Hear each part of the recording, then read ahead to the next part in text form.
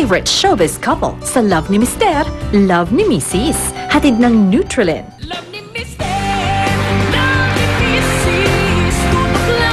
Happy morning mga kapuso! Happy morning sa iyo, tatay! Happy morning, At happy nanay. morning sa ating live studio audience! From Our- St. Augustine, Quezon City, Yes, honey. happy morning! Tatay, alam ba ngayong umaga, isa na namang kwento at problemang pampamilya ang ating pag-uusapan at susolusyonan. Well, honey, ito ay kwento ng isang anak na di umano'y problema daw ng pamilya. Kumbaga, hindi kasundo ng pamilya. Ang nangyari, lumayas yung bata, tapos 2 taon na hindi sila nagkita.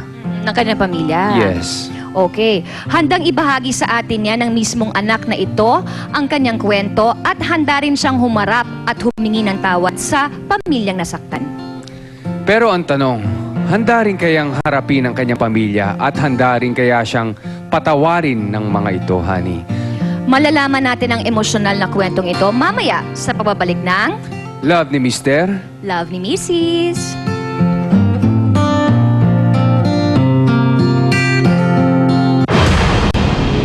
Dahil sa